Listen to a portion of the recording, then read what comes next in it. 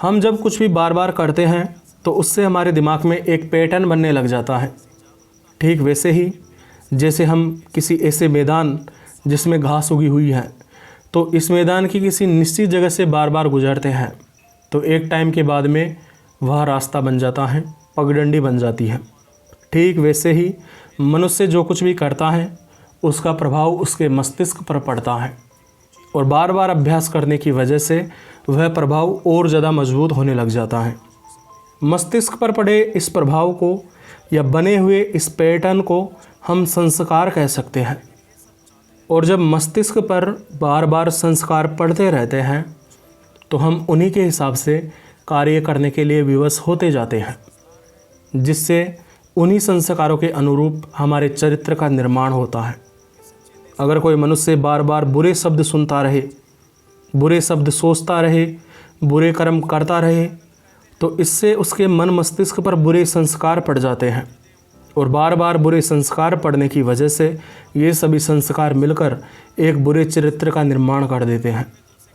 इसी प्रकार जब मन मस्तिष्क पर बार बार अच्छे संस्कार पड़ते हैं तो एक मनुष्य का मूल स्वभाव भलाई करने का बन जाता है, जिसकी वजह से वह चाहकर भी खुद को भलाई करने से रोक नहीं पाता है। एक तरह से देखा जाए तो मनुष्य भलाई की कठपुतली बन जाता है।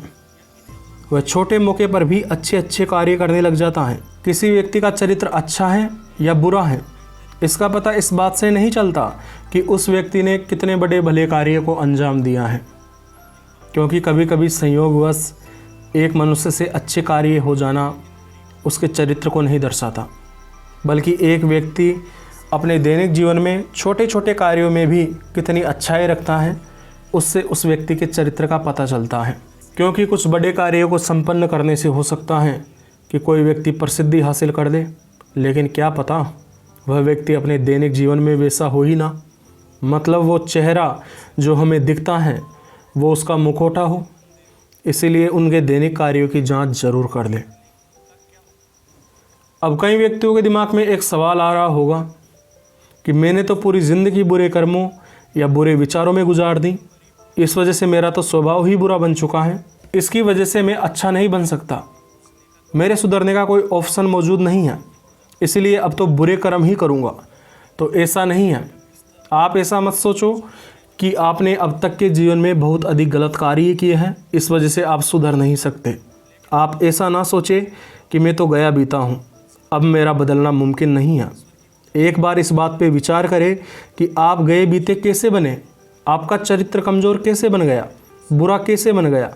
तो इसका एक सीधा सा जवाब आता है कि आपने कुछ बुरे कर्म किए और बुरे विचारों को बार बार दोहराया, और ये दोहराने की वजह से, इन्हें अधिकतर समय सोचने की वजह से संस्कार आप पर पड़ते गए, जिसकी वजह से आपका अभ्यास मजबूत होता गया, जिसकी वजह से आपके दिमाग में बुरे कर्म करने का पैटर्न मजबूत हो गया और उसकी वजह से आपकी हालत ऐसी हो गई। यदि आप जागरूक होकर बार बार अच्छे विचार करें और अच्छे कर्म करते रहे तो आपके मन मस्तिष्क में धीरे धीरे इन विचारों या कर्मों का पैटर्न बनने लग जाएगा, और जैसे जैसे अभ्यास मजबूत होता जाएगा वैसे वैसे यह पैटर्न भी मजबूत होता जाएगा, जिसकी वजह से आप बिल्कुल ही नए इंसान बन चुके होंगे। अभ्यास का ही खेल है। अभ्यास से ही कोई व्यक्ति दुष्ट तो कोई व्यक्ति महान बनता है। एक मनुष्य हताश और निराश होता है क्योंकि वह भूल जाता है कि उसके पास में एक शक्ति होती है जिसके द्वारा वह खुद को बदल सकता है।